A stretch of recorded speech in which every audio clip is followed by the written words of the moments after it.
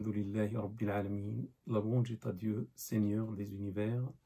Wa ashhadu an la ilaha illallahu waliyus salihin. Et j'atteste qu'il n'y a aucune divinité à part Dieu, tuteur des vertueux. Anna sayyidana wa habibana wa maulana Muhammadan Rasulullah as-sadiqul amin. Et j'atteste que notre maître et bien-aimé Muhammad est l'envoyé de Dieu, sincère et véridique. Sayyidi, Amir al-Anbiya, maître émir des prophètes, sallallahu alayka adad nujum as-sama, que les prières de Dieu soient pour toi au nombre des étoiles du ciel, wa rimal as-sahra, et au nombre des sables du désert, wa awladi Adama wa Hawa, et au nombre de la descendance d'Adam et Ève. Amma ba'd, ayyuha al-ikhwatu wal akhawatu fi l'islam, après ceci, mes frères, mes sœurs en islam, Ahbab al-Habib Muhammadin al-Mustafa, très cher ou bien-aimé Muhammad al-Mustafa, alayhi afdalu salati wa azka salam, pour lequel on demande les meilleures prières et les hautes salutations. Heureux de vous rencontrer une autre fois. Je remercie Dieu subhanahu wa ta'ala pour ces moments qu'on partage ensemble grâce à Allah ta'ala wa tabarak. Je demande à Allah ta'ala wa tabarak de faire de ces moments des moments d'adoration, assistés par les anges, appréciés par sa majesté. Je demande à Allah ta'ala wa tabarak de faire de ce moment-là, on est dans une assemblée religieuse où on va parler uniquement de notre Seigneur Allah et de notre maître, le prophète Muhammad sallallahu alayhi wa sallam sur lui. Peut-être pour certains parmi nous, ça va être la dernière assemblée dans cette année. Peut-être il n'y aura pas d'assemblée, il n'y aura pas de cours, il n'y aura pas de conférence. Et ça va être la dernière de l'année. Et je demande à Allah Ta'ala wa Tabarak, pour moi, pour vous, pour ceux qui vont voir par la suite ce cours, que Dieu nous pardonne tous les péchés de l'année en cours qui va se terminer demain soir. Bon, le thème choisi pour cette soirée, autour duquel on se réunit, c'est une année qui se termine, des enseignements au nombre de 5. Et normalement, les enseignements sont très très nombreux de la fin d'une année. Et je vais essayer de les réunir, de les classer dans ces 5 enseignements, Inch'Allah. Mes frères et mes sœurs, je commence par le premier point. Et le premier point, c'est une année, subhanallah, qui va se finir demain. Parce que d'après les calculs scientifiques, premier Muharram, le premier mois, le nouvel an, si vous voulez, de l'Hégire, c'est lundi, ce lundi. Ça va être le premier Muharram qui correspond au 9 août 2021. Et ça va être une nouvelle année, subhanallah, l'année 1443. Là, aujourd'hui, on est dans l'année qui va finir demain, même qui va mourir demain. Je reviendrai à ce point, la mort d'une année ou la fin d'une année. Une année 1442 qui va se finir demain, une nouvelle année qui va naître demain, avec le Maghreb, avec le coucher du soleil de demain, Inch'Allah, vers 21h à peu près, 21h25, ici dans la région parisienne, il y aura la mort d'une et la naissance d'une autre. Le premier point que je veux aborder, c'est la signification de 1442 de l'Hégire. Ça veut dire, mes frères et mes sœurs, l'année qui se finit marque 1442 ans, ça veut dire on est dans le 15e siècle, après l'Hégire du prophète sallallahu alayhi wa sallam sur lui, de la Mecque vers Médine. Masha'Allah, c'est beaucoup, 15 siècles presque. On est dans le 15e siècle, 1442 qui se finit, 1443 qui va commencer lundi. Cela signifie, avant d'aller plus loin, moi j'aime toujours m'arrêter avec les points, lorsque j'enseigne la sira du professeur, la biographie du professeur, ou n'importe quel cours, toute chose qui a un lien avec la prophétie, la véracité de la prophétie de notre cher Mohammed, salat et salam sur lui. Subhanallah, 15 siècles presque, il n'y a aucun autre prophète qui est apparu. Alors que le prophète salat et salam sur lui a dit haut et fort que je suis le dernier des prophètes et je suis le dernier des messagers. Imaginez, un siècle après lui, un prophète est apparu, avec des miracles, etc. On va dire le premier était un faux, parce qu'il a dit que je suis le dernier, alors qu'on a vu un autre qui est venu avec des miracles, etc. Et on a cru à lui. Donc lorsque, mes frères et mes sœurs, 15 siècles presque passent depuis le prophète sallam jusqu'à aujourd'hui, aucun autre prophète, bien sûr, il y avait des faux, on ne compte pas les faux, on compte que les vrais. Il y avait des faux, il y avait aucun vrai, ça veut dire c'était un véritable prophète sallam, vu qu'il est le dernier. À l'époque des prophètes, entre un prophète et un autre, il y avait un siècle, 2, 3. Parfois, il y avait 2 prophètes en même temps. Ibrahim, Abraham, salat et salam sur lui, et son proche, Lot. Il y avait Moïse, salat et salam sur lui, et son frère, Aaron, en même temps. Là, 15 siècles, aucun prophète. Alors qu'à l'unanimité, les chrétiens de l'époque pré-islamique et les juifs de l'époque pré-islamique, tous disaient il y a l'imminence de la sortie d'un prophète. Tous à l'époque, depuis 14 siècles, parlaient de l'imminence de la sortie d'un prophète. Si on regarde maintenant avec le recul, aucun prophète n'est sorti, à part un, dans la Mecque et à Médine, qui s'appelle Mohammed. Salat et salam sur lui, et c'est notre cher prophète, et il a accompli des miracles. Un jour, on parlera des miracles, des grands miracles de tous les temps de Mohammed, qu'aucun autre prophète n'a accompli. Il est le premier dans les miracles. Seulement par ignorance, on pense qu'il n'a pas fait de miracles, salat et salam sur lui. Autre chose, 14 siècles et 42 ans, et le Coran est toujours là, inébranlable, solide, immobile, non altéré. On ne l'a pas falsifié. Personne n'a pu toucher au Coran, ni dans les livres, ni dans les cœurs des croyants. Subhanallah, Allahu Akbar. 14 siècles, mes frères et mes sœurs, et 42 ans sont passés. Le Coran est toujours là. Alors que d'autres livres, avant lui, même pas un siècle ou 2, ils étaient déjà altérés, ou changés, ou modifiés. La main de l'homme a touché à ce qui est, l'humain a touché à ce qui est divin dans ces livres-là. Et le Coran est toujours authentique. Même les non-musulmans attestent de son authenticité. Le Coran qu'on a aujourd'hui est le même que celui qui avait 14 ans et 42 ans, 14 siècles et 42 ans à l'époque, notre cher prophète, salat et salam sur lui. Un autre point, mes frères et mes sœurs, des points qui m'impressionnent. Beaucoup de pays se sont convertis à l'islam. L'islam est universel. L'islam n'est pas pour les Arabes. L'islam est universel. En Afrique, on a vu des pays musulmans ou des pays se convertir à l'islam. En Asie, même en Indonésie, subhanallah, dans ces îles-là, et on a 200 millions, et aucun pays n'a quitté l'islam.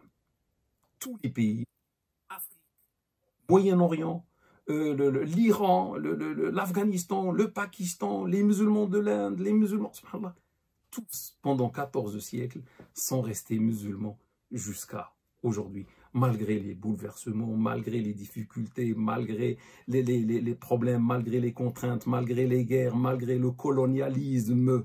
Chacune est restée attachée à son islam.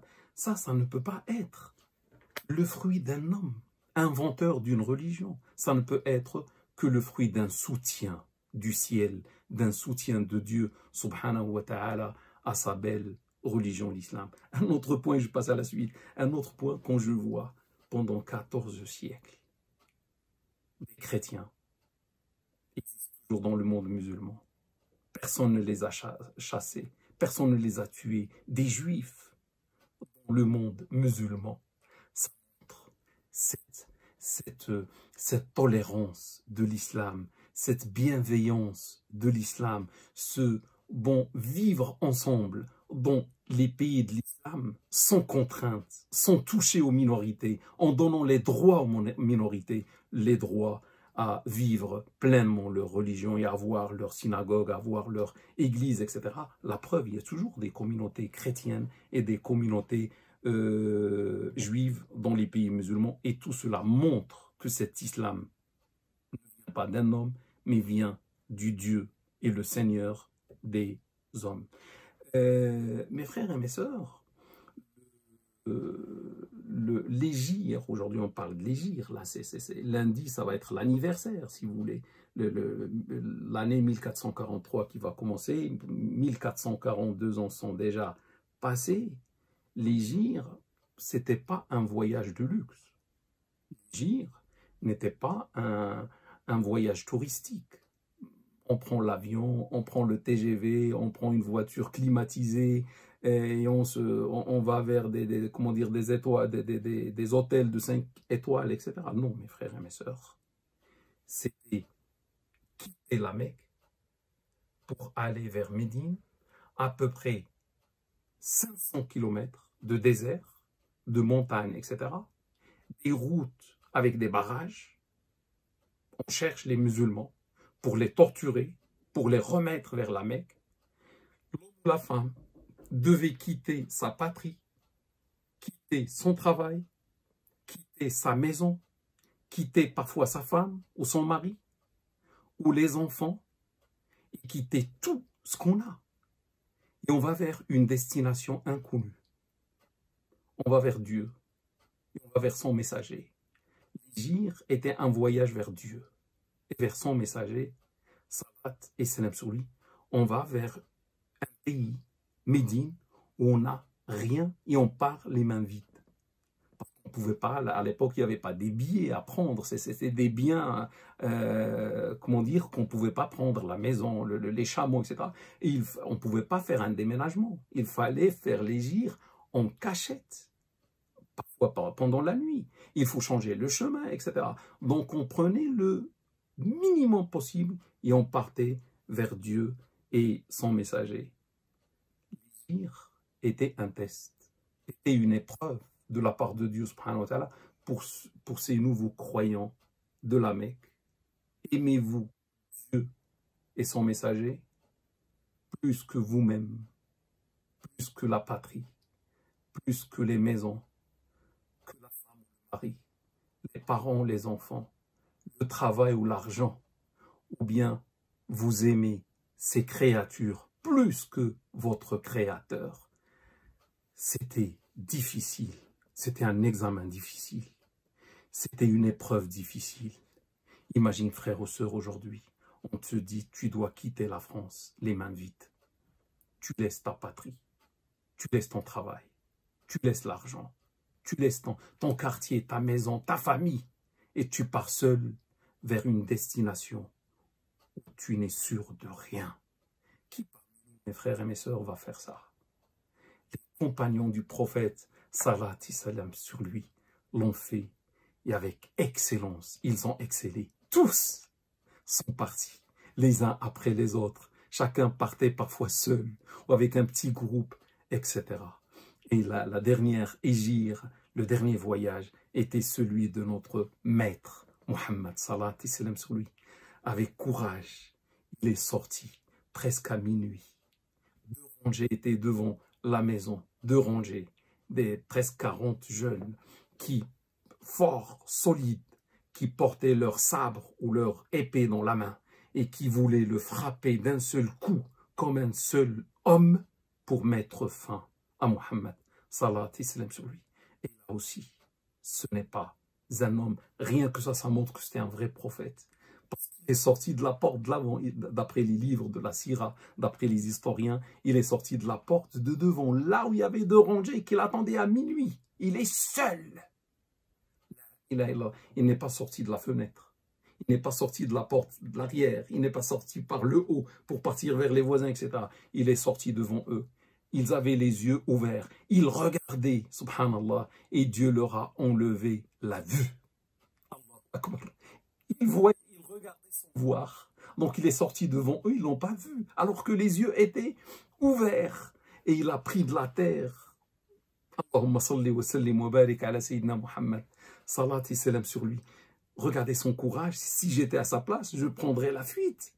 Avant qu'il me voie. Il a pris. Il était confiant. Il avait confiance. Il avait plein de confiance en Dieu, subhanahu wa ta'ala. Il a pris de la terre. Et il a mis un petit bout sur la tête de chacun d'eux, comme s'il signe, comme s'il se moque, etc.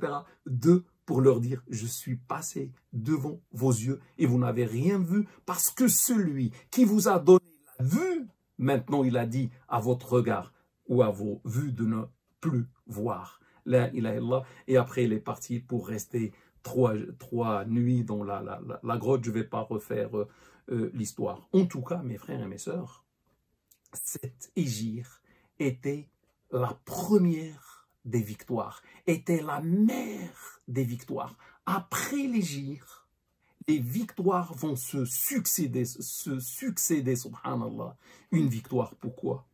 Parce qu'il y avait des échecs. Chaque fois que je dis victoire de l'islam, ou des musulmans, c'est-à-dire il y a un échec des Korachites. Ces Korachites qui ont privé les musulmans de leurs droits élémentaires. Ils les ont privés de la liberté de croire ou de ne pas croire. Ils leur ont dit de quitter l'islam, etc. C'était la torture, c'était la mort, c'était la persécution, c'était l'emprisonnement, etc. Et malgré tout ça, les musulmans n'ont pas abandonné leur islam, malgré la torture, malgré les coups, persécution. Les musulmans disaient toujours Ahadun Ahad, unique, unique. Et ils ont gardé leur foi, ils ont gardé leur religion jusqu'au point de quitter la Mecque. Ce point-là, que les musulmans sont restés musulmans, ils n'ont pas quitté l'islam. C'est un échec pour les associateurs qui ont tout essayé. Ils étaient vaincus devant la foi et la conviction des musulmans. Ces musulmans qui ont pu quitter la Mecque alors que les autorités locales de la Mecque et les banlieues de la Mecque interdisaient. Il y avait des barrages dans toutes les routes, on les cherchait. Malgré ça, il y avait un échec, ils ont pu passer à travers les lignes, ils ont changé de route, etc. C'était un échec. Ils voulaient tuer le prophète sallallahu alayhi wa sallam. Un échec, ils n'ont pas pu tuer le prophète alors qu'il est resté le dernier. Le dernier à partir, c'était le prophète. Il a dit de ses amis de partir, il reste pour encourager les retardataires. Lorsque tout le monde est parti, le prophète est sorti.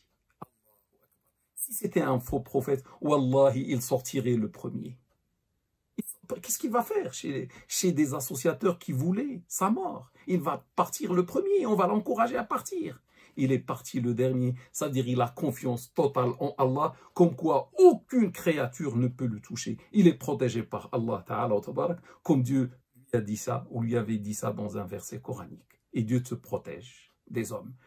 Donc il y avait aussi une victoire contre la passion, contre le désir, contre leur propre personne.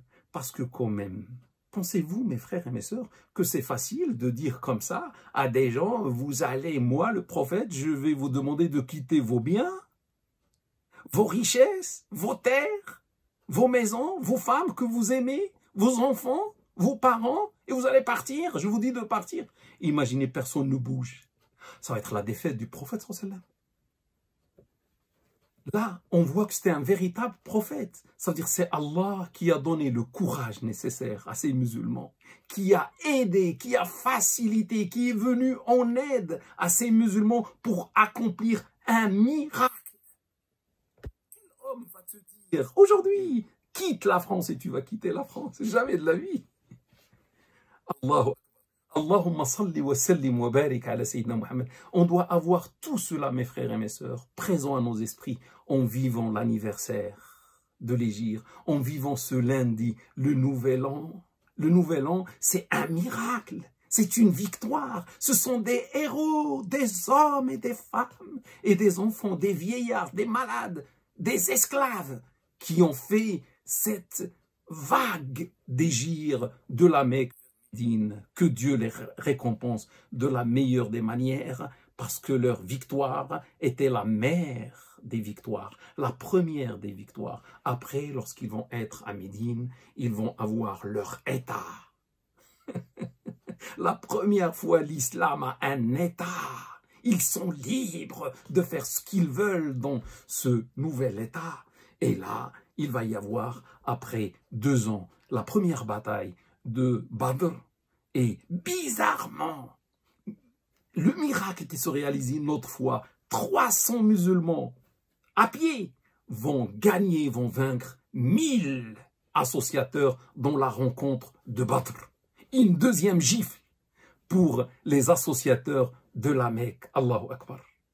On doit lire l'histoire, mes frères et mes sœurs. On doit connaître la vie, la biographie de notre cher prophète Muhammad. Salat et salam sur lui. Donc, mes frères et mes sœurs, j'ai dit que l'Hégire était une victoire aussi individuelle contre l'âme, contre les envies, contre le désir. Est-ce que moi, je vais abandonner ma maison? Est-ce que j'abandonne ma femme? Est-ce que j'abandonne mon travail? Est-ce que j'abandonne ma richesse, mes terres, etc. Mes parcs de palmiers avec les dattes? Pour partir, c'est difficile. Lorsque je dis oui, je vais le faire, c'est une victoire morale. Il y avait la victoire physique, il y avait la victoire morale lors de cette Hégire, mes frères et mes sœurs. Tout simplement, l'Hégire était une grande épreuve, était difficile. Je vous donne un seul exemple et je passe. Mon but, c'est pas de m'arrêter avec ça, mais quand même, je rappelle à ceux et celles parmi vous qui ne connaissent pas l'histoire, comment était faite notre histoire. Je vous donne l'exemple de cette dame, que Dieu l'agrée, que Dieu lui accorde toute sa miséricorde, qui s'appelait Salama, la mère de Salama, qui était l'épouse d'Abu Salama, son mari Abu Salama, et avait un fils de cette union qui s'appelle Salama. Les deux ont décidé de partir avec leur fils, le fils était un enfant, vers la nouvelle terre, Médine, et faire l'Hégire. Attention mes frères et mes sœurs, l'Hégire était une obligation. C'était pas un choix, c'était pas une sunna ou un mandoub ou quelque chose de préférable, c'est obligatoire. Si tu fais pas l'Hégire, tu es un pécheur. Et Dieu a promis même le châtiment dans des versets coraniques pour ceux qui ne vont pas accomplir l'Hégire et qui vont rester dans la Mecque. Donc c'était comme la salat, comme la zakat. Donc c'était une obligation. Je peux dire même c'est la deuxième obligation. La première c'était la salat, dans l'année 10 à peu près, et l'Hégire c'était à partir de l'année 12, l'année 13. Salama qui partait avec son mari pour faire l'obligation. Et subhanallah, il y a eu une dispute entre les deux familles. La famille de Salama, de la femme, et du père, comment dire, de la famille du mari, Abu Salama. Il y a un désaccord. Et à ce moment-là, ils se sont tirés, ils ont tiré l'enfant devant le regard de sa maman, Salama, Salama, et devant le papa, le regard du papa, Abu Salama. Ils se tiraient, ils se disputaient l'enfant, et ils ont arraché la main de l'enfant, de Salama, devant le regard de sa maman et de son père. Et ils ont séparé, c'est-à-dire la famille du mari a pris l'enfant, et la famille de la femme a pris la femme, a récupéré la femme, et Salama est resté seul. Donc Salama regarde sa femme, regarde son fils, ne peut rien faire devant les familles, le pouvoir des familles, il est parti seul vers Médine. La femme, Salama, en une journée, s'est séparée. On l'a séparée de son mari. Et on l'a séparée de son fils. Et on a arraché la main de son fils. Et on l'a privé de faire l'obligation de l'égir, d'aller vers Dieu et vers son messager. Qu'est-ce qu'elle va faire, cette pauvre dame? Elle va sortir vers la banlieue de la Mecque pendant une année, du matin vers les montagnes, du matin jusqu'au soir pour pleurer toute seule. Et revenir à la maison à la fin de la journée. Une femme qui a pleuré une année. C'est ça, c'était ça l'hégire. Et d'autres histoires que je ne peux pas vous raconter maintenant, mes frères et mes sœurs. Un autre point, lorsqu'on dit là, demain c'est la fin d'une année, c'est le début d'une autre, c'est après-demain, il y aura un mois qui s'appelle le mois Muharram. C'est bien de vous dire un mot ou deux de ce mois Muharram et du mérite de ce mois de Muharram. Comme ça, on l'attend avec impatience. Et comme ça, on va savoir, lorsqu'on est le lundi, demain à partir du Maghreb, à partir du coucher de soleil, qu'on est dans un mois qui a un grand mérite en islam. D'abord, c'est le premier mois de l'année. Il s'appelle Muharram. Muharram, ça vient de haram, si vous voulez, et il fait partie des mois hurum, des mois haram, des mois sacrés, qu'on traduit en français par sacré. Et ces mois sacrés qui sont au nombre de 4. On a 4 mois sacrés, dont l'année, c'est des mois sacrés au haram, ça veut dire le combat est haram pendant ces mois. C'est-à-dire les Arabes, à l'époque, ne pouvaient pas commencer des conflits militaires pendant ces mois. Même s'il y a un conflit déjà entamé, on l'arrête jusqu'à ce que ces mois passent et après on peut reprendre. On ne peut pas combattre, tuer les autres, etc. pendant ces mois sacrés. Et parmi eux, il y a Muharram. Si vous voulez, il y a Muharram, là, c'est la nouvelle année à partir de là, c'est la nouvelle année, Muharram. Mais juste avant, maintenant, on est dans le mois d'Ul Hijjah, le mois du Hajj, le mois du pèlerinage.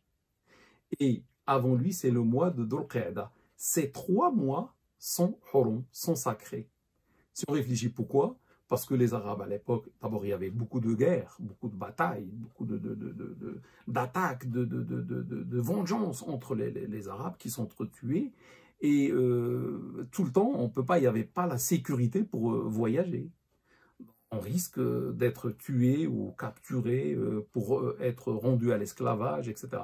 Donc il fallait des moments où la guerre cesse. Donc annuellement, tous les ans, il y avait ces 3 mois de suite, sacré, on arrête les combats. Pourquoi? Parce que là, il y a le pèlerinage. Vous voyez le mois qui est au milieu, là, le mois dans lequel on se trouve aujourd'hui, on est le 28 de l'Hijjah aujourd'hui. Demain, c'est le 29. En ce mois, il y a le pèlerinage.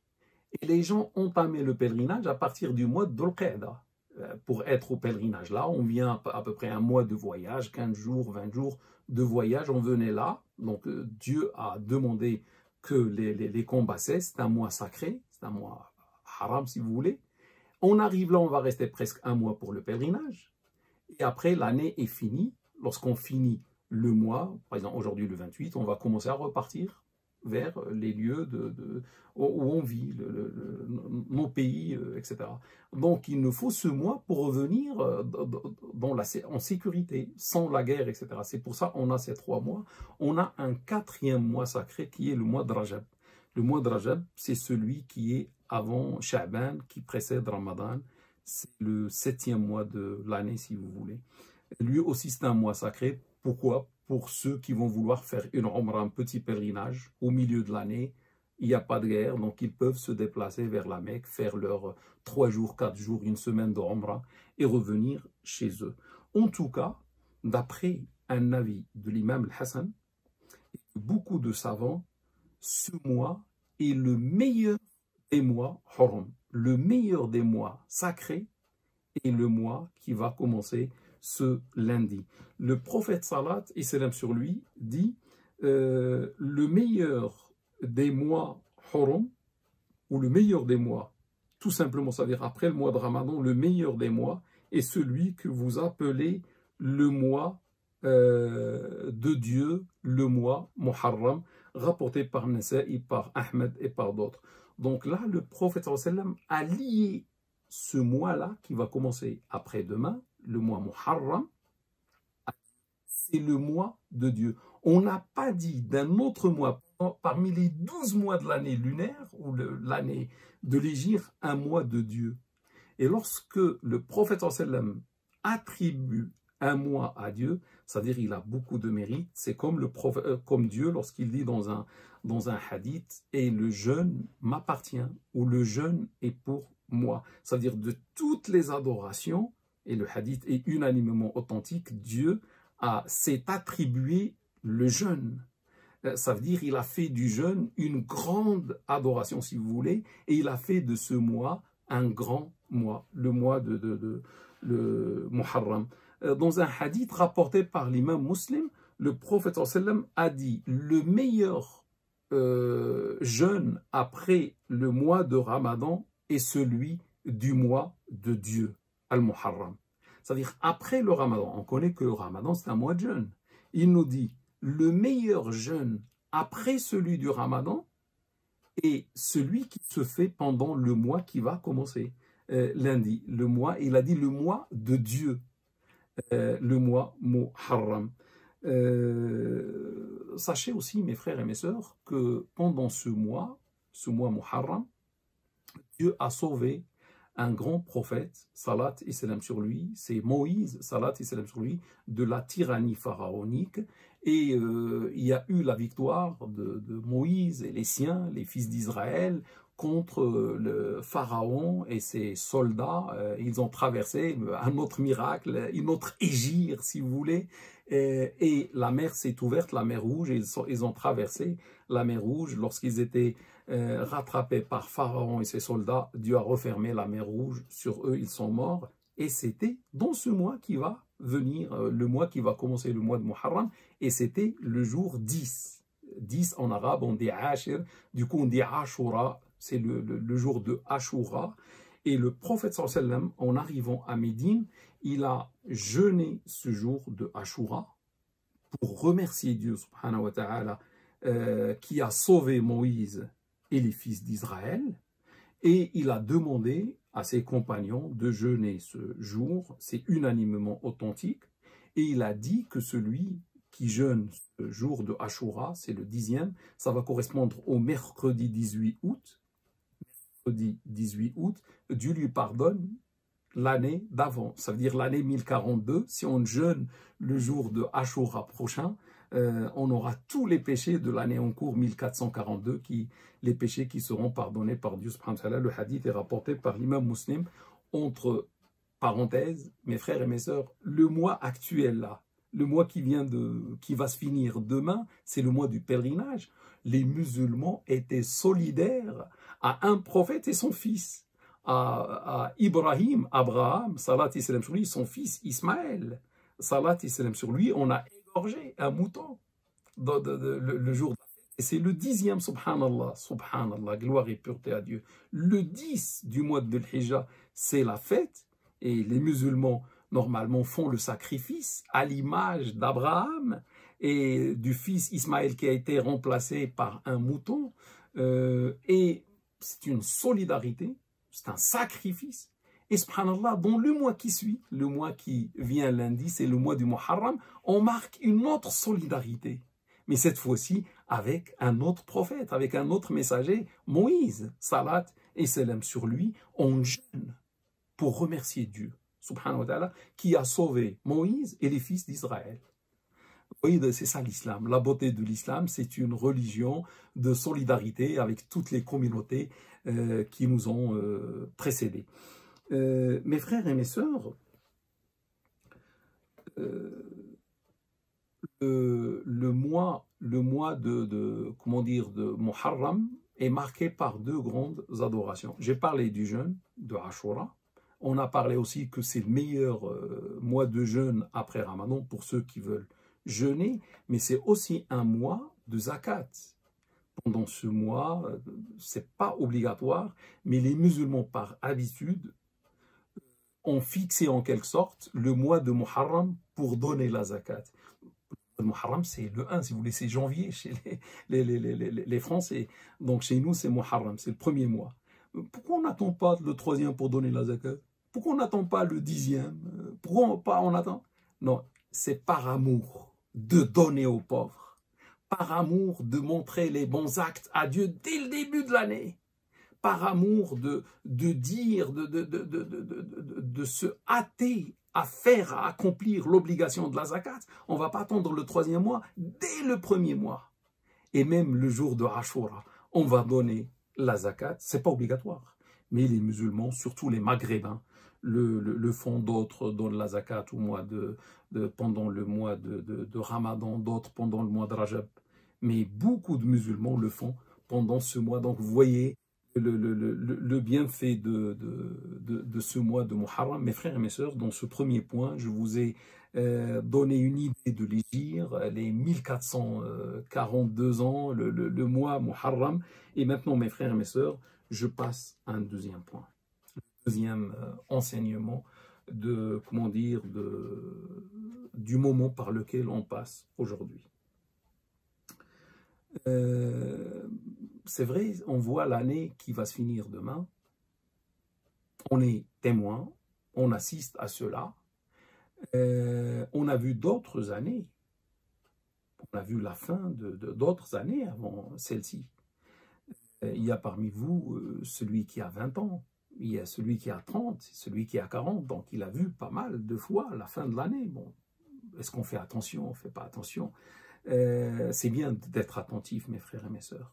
C'est bien de vivre sa religion. C'est bien de ne pas rater ces moments-là. Par exemple, on va passer demain soir et lundi toute la journée, etc. Mais ces années qui passent, ou l'année qui passe, ça reflète la vie. Ça reflète notre vie. Vivons encore, une année passe, une autre année qui passe, etc. C'est la vie. Ça nous rappelle la vie. Et la vie, mes frères et mes sœurs, n'est qu'un don de la part de Dieu, subhanahu wa ta'ala.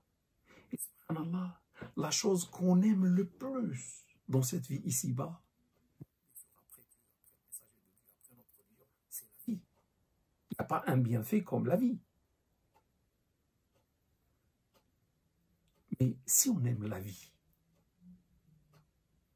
et même une personne âgée ne veut pas mourir, même une personne malade souhaite, si Dieu lui donne la guérison pour ne pas mourir, rester en vie. Tu as la vie, mon frère ou ma soeur. Et regarde les années qui sont passées.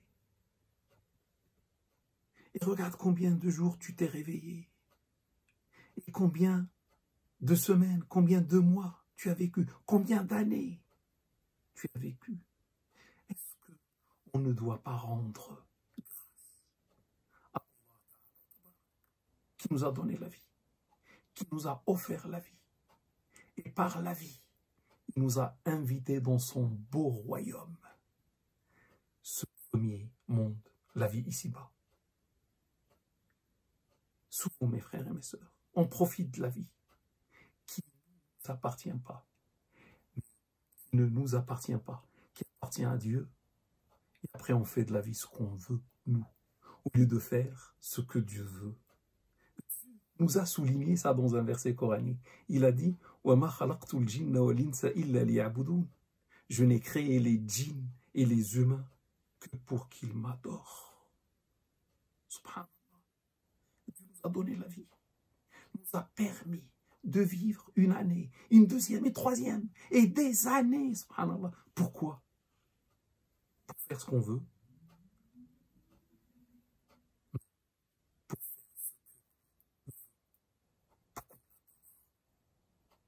C'est beau d'offrir la vie à celui qui nous a offert la vie. C'est bien d'adorer Dieu, subhanahu wa ta'ala. Mais mes frères et mes sœurs, franchement, avec la vie, on adore Dieu. Et surtout, comme il se doit. Ou bien, on s'éloigne. Le problème, est-ce qu'on connaît même les obligations? Ça, c'est un autre point que j'aborderai peut-être dans un autre live.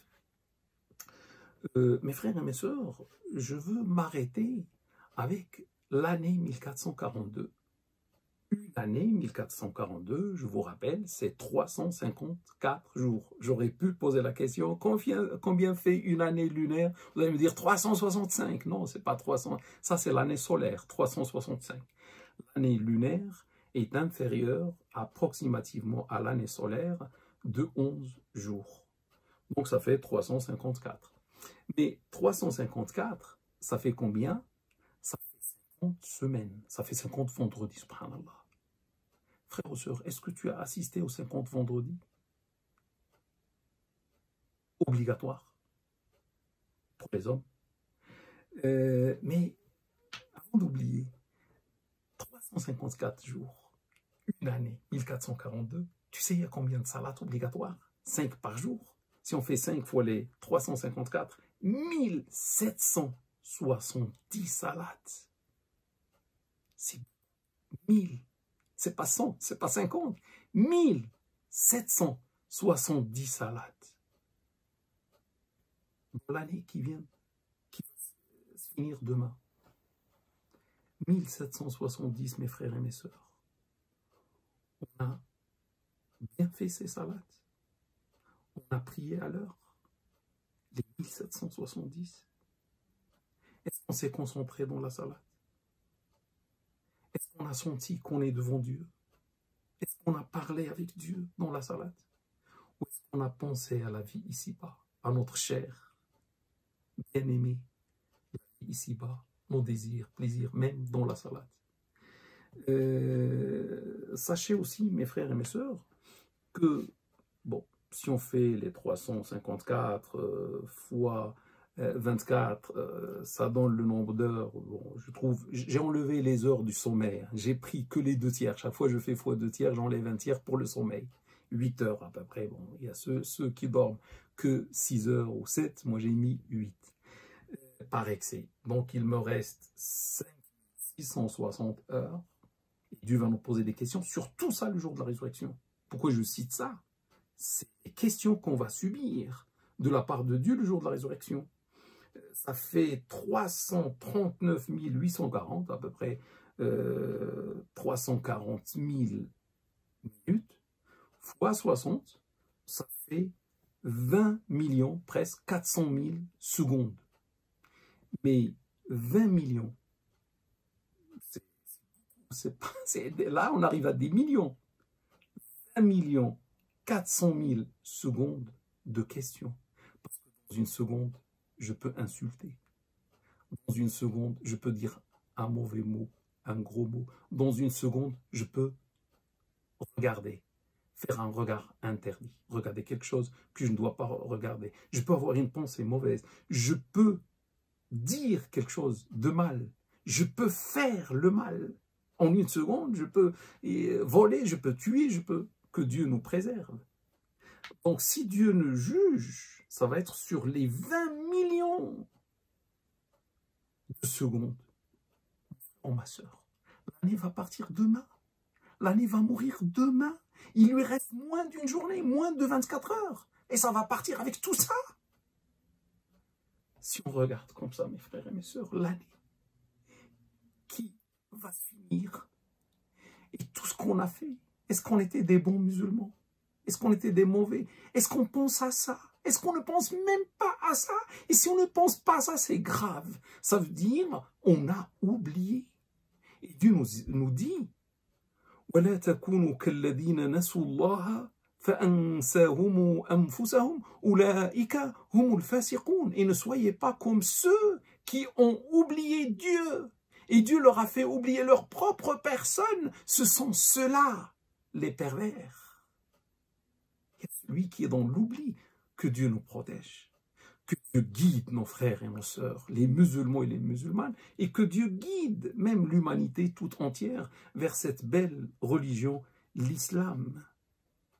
C'est grave, mes frères et mes sœurs. C'est pour ça, j'ai dit, je partage cette soirée dans l'adoration de Dieu avec mes frères et mes sœurs, que Dieu nous pardonne, pour parler de l'année qui va partir, demain, qui va mourir, demain, avec tout ce qu'elle a vu. Mon Dieu, qu'est-ce qu'elle a vu? Une année qui nous a accompagnés. On était inconscients. Elle était là avec nous, jour après jour, minute après minute, heure après heure, etc., seconde après seconde. Et nous, on est inconscients. La ilaha illallah. Mes sœurs, je reviens à l'année.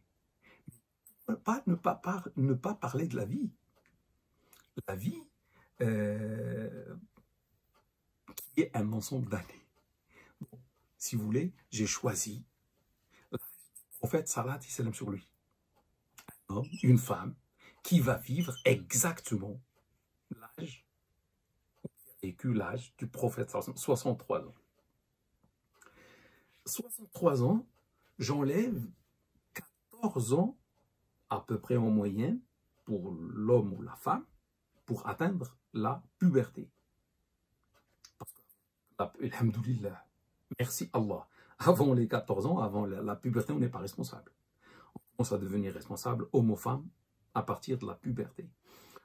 63 moins 14, ça fait 49 ans. Alors ça peut être plus, parce que maintenant, on ne vit plus. Il y a des gens qui vivent 70 ans, 80 ans, même 90 ans, etc. Moi, j'ai pris que 63. Ça fait 49 ans. J'ai enlevé le tiers. Or, alhamdoulilah, quand on dort, on n'est pas responsable. Alhamdoulilah, on est responsable seulement dans les 2 tiers, on est réveillé. On est responsable devant Dieu de nos actes. Il me reste 32 ans. 32 ans, 6, que j'ai multiplié par 354 jours, que j'ai multiplié par 24 pour avoir les heures, que j'ai multiplié par 60 pour avoir les minutes, que j'ai multiplié par 60 pour avoir les secondes. Attachez vos ceintures. Je vais vous annoncer le résultat d'une vie. 1 milliard.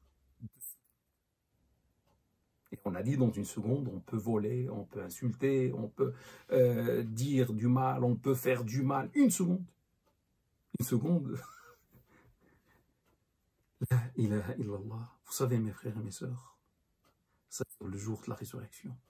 On va nous interroger sur sur 1 milliard de secondes. Chaque seconde, qu'est-ce que tu as fait? Ça, c'est la vie. C'est énorme. 1 milliard de questions pour chacun de nous. Ça, c'est seulement pour les secondes. Sans parler, qu'est-ce que tu as fait? L'argent. Qu'est-ce que tu as fait? Ta science. Qu'est-ce que tu as fait avec tes parents, avec ta femme, avec ton mari, avec les enfants, avec les autres, etc. D'autres questions. Les prières, le jeûne, la zakat, etc. Tout ça. Je ne sais pas, rien que les secondes, 1 milliard. Moi, je vais subir 1 milliard. Toi aussi, tu vas subir 1 milliard de questions. On ne pense même pas à ça. On est dans l'oubli, dans l'océan de l'oubli, l'inattention, la négligence. On vit. On vit sans se poser la question, qui m'a donné la vie? Et pourquoi il m'a donné la vie? Pour l'adoration. Je n'ai créé les djinns et les humains que pour qu'ils m'adorent. Mes frères et mes sœurs, 1 milliard de questions, c'est pour ça le jour de la résurrection est très long. 50 000 ans, 50 000 ans, oui, d'après un verset coranique, le jour de la résurrection va durer 50 000 ans. Subhanallah. Un jour, depuis Jésus jusqu'à maintenant, il y a combien? Salat sur lui. 2000, 2021, 2000 ans. Mais il reste encore 48 000 ans pour atteindre les 50 000 ans. Déjà, depuis Jésus jusqu'à maintenant, 2000 ans, c'est beaucoup. Mais 50 000 ans, c'est énormissime. Une journée, subhanallah, presque infinie. Pourquoi? Parce qu'il y aura beaucoup de questions. Rien que les secondes, comme ce que je vous ai démontré, c'est 1 milliard. Et Dieu subhanahu wa ta'ala, le milliard de secondes, c'est le temps. Et le prophète sallallahu alayhi wa sallam nous a dit que Dieu va nous interroger sur beaucoup de choses. Parmi ces choses-là, il y a le temps. Dieu dit, et ce jour-ci, vous serez sûrement interrogé à propos des bienfaits. Et le temps est un parmi les bienfaits. Mes frères et mes sœurs, oui, mes frères et mes sœurs, c'est bien de faire un bilan de l'année. Si on ne fait pas un bilan, on ne va pas prendre des bonnes résolutions pour le nouvel an musulman. Si on ne fait pas des bilans ou un bilan, mais avec rigueur, avec sévérité, avec nous-mêmes, on va rester comme ce qu'on était. Et l'année 1443 va être comme l'année 1442, comme l'année 1441, etc. Et rien ne change. Non, mes frères et mes sœurs, on doit profiter de demain pour faire un travail, même à partir d'aujourd'hui, un travail sur nous-mêmes. Si je meurs aujourd'hui, est-ce que je vais partir au paradis? Si je vois que d'après ce que je fais, il y a un potentiel que je sois en enfer, je dois rapidement tirer le bilan et faire le repentir. Mes frères et mes sœurs, donc faire le bilan des salats. Est-ce qu'on a fait les salats à l'heure? Est-ce qu'on a fait les salats, les prières comme Dieu voulait? Est-ce qu'on a jeûné comme Dieu voulait? Est-ce qu'on se comporte avec nos parents comme Dieu nous demande? Est-ce qu'on se comporte avec les enfants, avec l'épouse, avec le mari? Est-ce qu'on fait tout ce que Dieu nous demande ou pas? Est-ce qu'on fait les bonnes actions? Est-ce qu'on fait le haram, le mensonge, la médisance, l'orgueil, l'autosatisfaction, les maladies du cœur, la jalousie, les maladies du cœur, la perte de temps. Chacun regarde son portable toute la journée, ou sa tablette, ou je ne sais pas. Ce temps qui passe, des années qui passent, qu'est-ce qu'on a fait de ce temps-là? C'est bien de faire un bilan, mes frères et mes sœurs. Quand tu vois demain que l'année va partir, c'est une partie de toi qui va partir. Oui, frère ou ma sœur, comme ce que je vais démontrer par la suite, c'est une partie de toi qui va s'arracher, qui va partir sans jamais revenir, sans jamais revenir.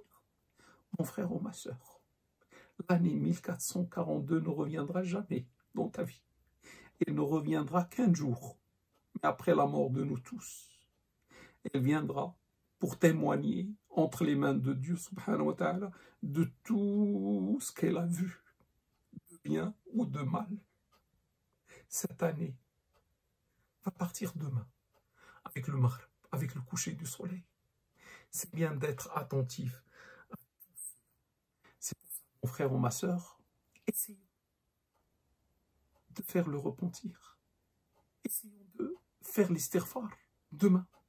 Tu vois qu'il reste une heure, il reste une demi-heure avant le coucher du soleil. Regarde le soleil, regarde l'heure du Maghreb que tu connais, là où tu habites.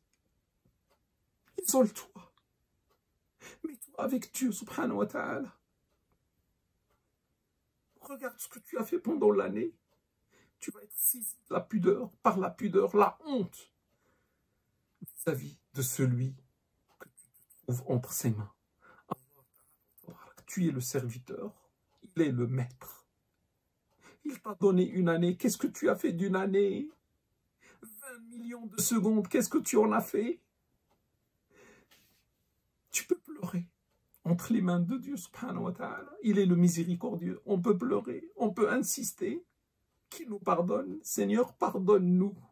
Seigneur, aide-nous à faire le repentir, agrée, accepte notre repentir, aide-nous à prendre le droit chemin après 1442. Peut-être, mes frères et mes sœurs, si on fait comme ça, vu qu'il est miséricordieux, vu qu'il est généreux, vu qu'il nous aime, vu que c'est notre Seigneur, on n'a pas un autre Seigneur à part lui, vu que c'est notre Maître, on a une chance Si on fait comme ça, peut-être il va nous pardonner. Il va nous pardonner parce qu'il a dit, celui qui fait le repentir, je lui pardonne. Celui qui demande l'absolution, je la lui accorde. Et quand est-ce qu'on va demander l'absolution? Quand est-ce qu'on va faire le repentir? Si on ne le fait pas à la fin d'une année. Si on laisse l'année partir dans l'insouciance, dans l'indifférence, dans la négligence. Tu penses que dans 1400, je ne sais pas combien, tu vas te rappeler de 1442? Non, non. Chaque année qui se finit, on doit faire. On doit faire. On doit vivre la séparation. C'est une partie de nous qui va partir demain. Comme ce que je vais expliquer par la suite, mes frères et mes sœurs. Peut-être grâce à ça, on a une chance. Vous voyez, je ne fais pas un tableau noir. On a une chance, Inch'Allah, grâce à Allah, qui nous pardonne 1442. Et pourquoi pas même les 1400, je ne sais pas, qui ont précédé. Si on demande que Dieu nous pardonne toute la vie, c'est demain qu'il faut le faire. Mes frères et mes sœurs, pendant cette soirée, qui est la dernière soirée 1442, parce que demain déjà, la soirée, ça va être 1443. La nuit d'aujourd'hui est la dernière. La dernière nuit, 1442. Quand on finit, Inch'Allah, cette assemblée religieuse, essayons de faire un peu d'adoration pour Dieu subhanahu wa ta'ala. Même quelques rak'ahs, comme dans le ramadan. Essayons de veiller un petit peu, même 10 minutes par la prière. C'est la dernière nuit. C'est la dernière nuit, mes frères et mes sœurs. C'est la dernière journée, 1442. Au moins, on va nous écrire la dernière. Je reviendrai à ça par la suite, Inch'Allah. Mes frères et mes sœurs, la vie d'une personne n'est qu'un ensemble d'années. C'est ça. Et plus que ça, ça, c'est le nombre d'années que tu vas vivre, que Dieu te donne, frères et sœurs, longue vie dans le halal et dans l'adoration et dans le bien, Inch'Allah. Donc la vie d'une personne n'est qu'un ensemble d'années. Et en principe, mes frères et mes sœurs, si on est raisonnable, si on est intelligent, que devant la fin de toute chose, on se rappelle de notre propre fin. Dieu nous montre des signes. On est inattentif, on est distrait, on ne fait même pas attention. Donc, lorsqu'on voit que demain c'est la fin, moi je vois même l'année, mes frères et mes sœurs, sur le lit de la mort. Elle est en agonie. 1442 est en agonie. Elle est en train presque de rendre l'âme. Et il lui reste moins de 24 heures, je ne sais pas, 16 heures, 18 heures, qui restent dans cette année, il va mourir. Elle est sur le lit de la mort. On assiste à la mort d'une année. Subhanallah. Lorsque on voit la mort de l'année, on voit la fin de l'année, on doit nous rappeler, on doit penser à notre propre mort. أيها الذين آمنوا اتقوا الله ولتنظر نفس ما قدمت لغد. Vous qui avez cru, craignez pieusement Dieu et que chaque personne regarde ce qu'elle a préparé pour demain. Pour demain, c'est la mort. Et quand est-ce que je vais me rappeler de la mort? C'est lorsque je vois la mort des autres, lorsque je vois la fin des autres, etc. Et là, c'est la fin d'une année. Vous allez me dire, moi, je reste indifférent, c'est la fin d'une année. Non, c'est une partie de toi qui va partir comme ce que j'explique. La vie d'un homme, d'une femme, n'est qu'un ensemble d'années. Et chaque fois où on lui enlève une année passe, comme celle d'aujourd'hui qui va se finir demain, qui va partir demain, ça s'enlève de ma vie. Regardez, j'ai ça par exemple, si une année passe, se termine, je n'aurai que ça. J'ai plus que j'avais au début. Donc chaque année qui part, c'est une partie de ma vie qui s'enlève et l'année qui part m'avance ou me rapproche de la mort d'une année. Quand j'arrive dans ce monde-là, j'arrive avec un certain nombre d'années écrits par avance par l'ange, selon l'ordre de Dieu subhanahu wa ta'ala. Chaque fois une année passe, c'est une année qui part de ma vie. Donc, je ne suis qu'un ensemble d'années, et chaque année qui s'enlève, c'est une partie de moi qui s'enlève. Donc, mes frères et mes sœurs, si vous voulez, moi, je peux donner cette théorie, si vous voulez, ou cette vérité, c'est qu'il y a deux morts.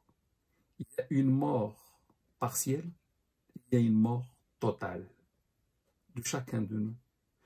Donc, quand une année qui m'appartient, qui vous appartient, l'année en cours meurt, c'est une mort partielle pour moi. Je ne meurs pas totalement, mais partiellement, parce qu'une année part de moi. Une année meurt demain et meurt de ma vie.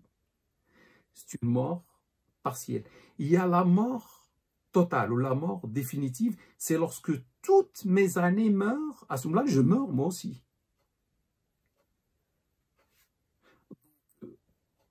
Seulement la différence entre les deux, entre la mort partielle, comme celle de demain, et la mort totale, c'est que au moment de la mort totale, je n'ai plus droit au repentir. C'est fini. Je n'ai pas droit à la demande d'absolution, istighfar, etc. C'est fini. Quand je vois l'ange de la mort, quand je passe par l'agonie et la mort définitive, la mort totale, je n'ai plus droit à cela. Mais pendant les morts partielles, j'ai le droit. C'est pour ça que tout à l'heure j'ai dit demain c'est bien de parler avec Dieu, surtout à la fin de la journée, à la fin de l'année, d'insister pour que l'année ne parte qu'avec nos péchés absous, pardonnés, etc. Donc pendant la mort partielle, on a droit au repentir, on a droit à demande d'absolution, etc. Istighfar, mais à la mort totale ou définitive, ça va être trop tard. Donc profitons des différentes morts partielles pour effacer les péchés de chaque année. Comme ça, si on fait ça année après année après année, la mort définitive, ça va être tranquille. Tous les péchés sont pardonnés. Mais celui qui n'a rien fait pendant les morts partielles, il voit l'année se finir, il ne pense à rien. Il est inattentif, il ne sait pas. Donc, il sera le grand perdant parce qu'il y aura le cumul, je ne sais pas de combien d'années avec les péchés, etc. Et à la mort totale ou définitive, on ne peut pas faire le repentir, c'est trop tard. On part avec nos péchés. Mes frères et mes sœurs, je passe au troisième point. Comment doit être l'état d'esprit de l'un de nous demain, même à partir d'aujourd'hui? On est dans la dernière nuit, les jours. Et au coucher du soleil, c'est la fin. C'est la mort d'une année, la naissance d'une autre. Comment doit être notre état d'esprit? Une année qui part, une année qui arrive, une année qui meurt, une autre qui naît. C'est la fin d'une année, le début d'une autre. Comment on doit faire? Et la jonction entre les deux, qu'est-ce qu'on doit faire? C'est le point que je vais aborder, mes frères et mes sœurs. Normalement, quand je te dis, je pense que vous avez compris, quand je te dis frère ou sœur, je souhaite pour toi longue vie, ben, je ne parle pas de vous, hein, comme ça je vous laisse tranquille, je parle de lui, une femme qui est en train de mourir, mais la mort définitive, la mort véridique. Comment cette personne va-t-elle être? Est-ce qu'elle va danser? Est-ce qu'elle va boire du vin? Est-ce qu'elle va fêter la mort? C'est pas tout ce que les gens font pour fêter la fin d'une année. C'est la mort définitive. C'est la fin d'une vie. Normalement, mes frères et mes sœurs, un serviteur ou n'importe qui va mourir, il va être effrayé. Imaginez, on est sur le lit de la mort. Bientôt, dans une seconde, l'ange de la mort prend l'âme pour la prendre vers Allah Ta'ala. On a fini toutes nos années, c'est fini. La vie prend fin. Est-ce qu'on va être heureux? Je sais pas. Il faut mériter ça. Il faut bien travailler pour avoir cette joie. Normalement, gens de crainte intense, l'humilité.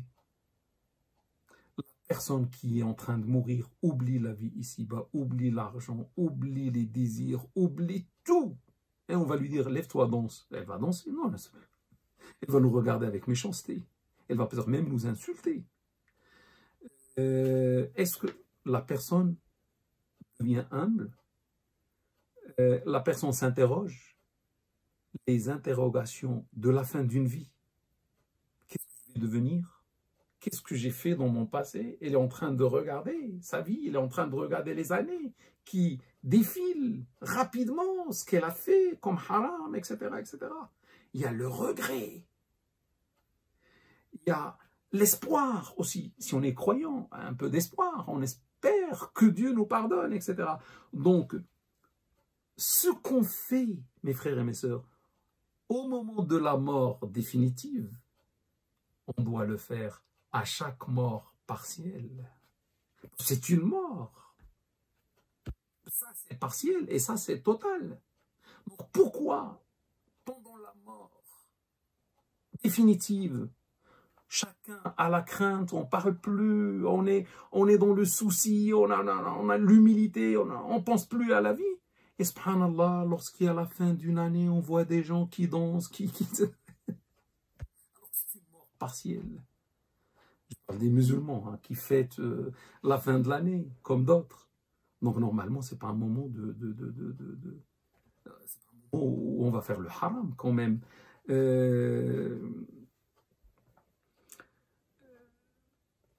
Donc, mes frères et mes sœurs, vous avez compris, demain, l'année avec le coucher du soleil, parce que chez nous, le jour se finit avec le coucher du soleil, et l'autre jour commence avec le coucher du soleil. C'est pour ça qu'on jeûne jusqu'au coucher du soleil, et on commence le jeûne avec le coucher du soleil. En principe, mes frères et mes sœurs, le serviteur qui croit à Dieu, qui pense à Dieu, qui vit avec Dieu, qui vit pour Dieu, demain, va être saisi par la peur, saisi par la crainte. Pourquoi?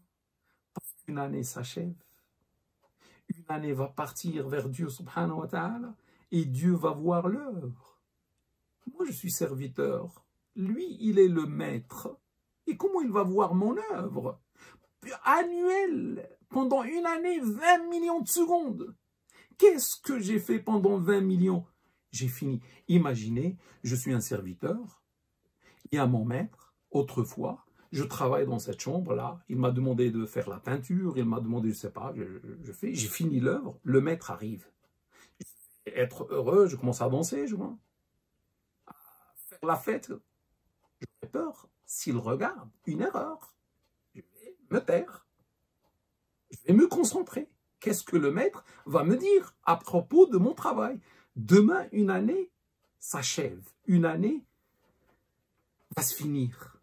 C'est ça l'état d'esprit qu'on doit avoir, mes frères et mes sœurs. On doit être humble. On doit avoir une crainte. Comment Dieu va voir notre œuvre? Est-ce qu'il va jeter notre œuvre? Est-ce qu'il va nous frapper le visage avec notre œuvre? Ou est-ce qu'il va l'agréer? Et en principe, mes frères et mes sœurs, un serviteur, avec l'année qui va commencer, c'est une nouvelle œuvre qui va commencer. C'est une nouvelle chance, si vous voulez. On peut écrire ce qu'on veut dans la nouvelle année.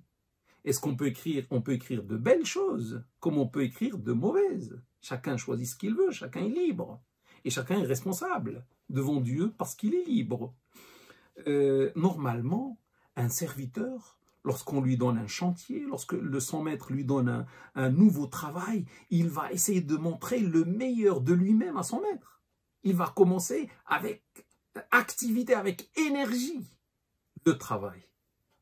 Donc c'est bien qu'on commence l'année 1443 avec énergie pour adorer Dieu, pour faire les bonnes œuvres, pour montrer de quoi on est capable à Dieu subhanahu wa ta'ala.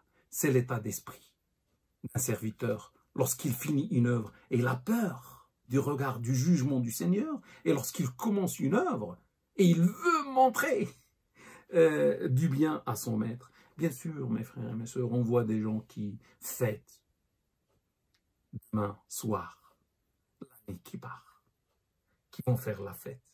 Et la fête souvent avec le haram. Que Dieu nous guide, que Dieu nous préserve, que Dieu guide nos frères et nos sœurs. Ils vont fêter la fin d'une année, le début d'une autre. Il va finir une année avec le haram. Il va commencer une autre avec le haram. Que Dieu nous guide. La hawla wa la quwwata. Je pense que vous avez compris qu'il ne faut pas faire ça. Il ne faut pas finir une année, persister, signer. Il ne faut pas finir une année avec le haram. Alors qu'il est peut-être plein de haram. Non, au moins à la fin, on doit avoir la pudeur. On doit avoir honte de nous-mêmes et faire tout ce que j'ai dit devant Dieu subhanahu wa ta'ala. Et surtout pas le haram. Si un jour on ne doit pas faire le haram, c'est cette soirée demain. Pour que la dernière journée soit vierge. Aucun haram. Elle part et Dieu subhanahu wa ta'ala va voir que du bien et surtout l'adoration. Comme ce que je vais vous dire. Donc il y a des gens qui font la fête. Ils ne pensent pas à la fin de l'année, ils ne pensent pas au début de l'année, ils ne pensent pas à Dieu, ils ne pensent pas à celui qui leur a donné la vie. Ils sont dans la distraction, dans l'oubli. Que Dieu nous aide. Et ils ne pensent pas à ce qu'il a fait de cette vie. Est-ce qu'il est en conformité avec les demandes de Dieu, avec les ordres du maître de la vie, Allah Ta'ala ou pas? On n'est que dépositaire de la vie que Dieu nous a donnée. La vie ne nous appartient pas. La preuve, un jour, on va nous prendre cette vie parce qu'elle ne nous appartient pas. Mes frères et mes sœurs, en principe, si on est logique, dans ce quatrième point, on doit finir une année avec l'adoration et commencer une autre par l'adoration. C'est ça l'état d'esprit d'un serviteur qui aime Dieu, qui pense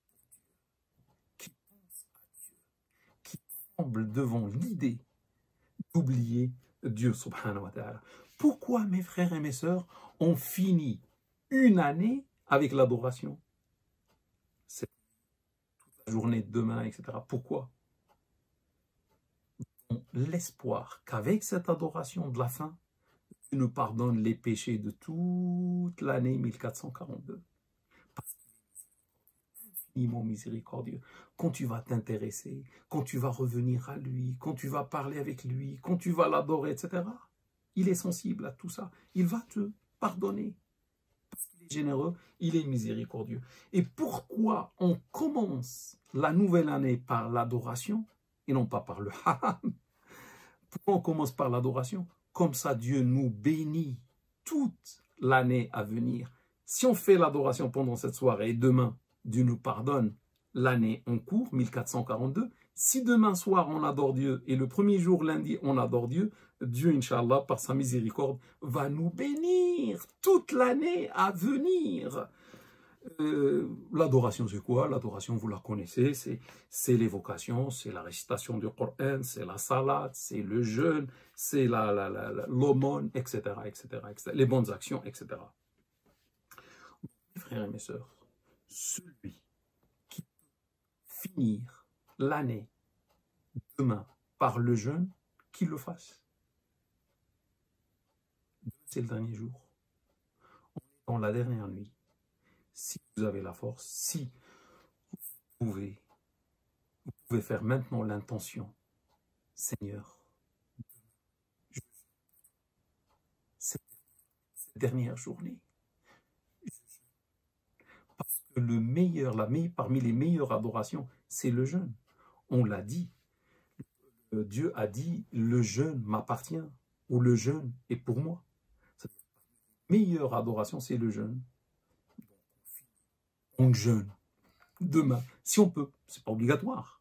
C'est une proposition pratique. Ceux et celles parmi nous qui peuvent, jeûnons demain. Vous allez me dire, mais pourquoi tu nous demandes de jeûner?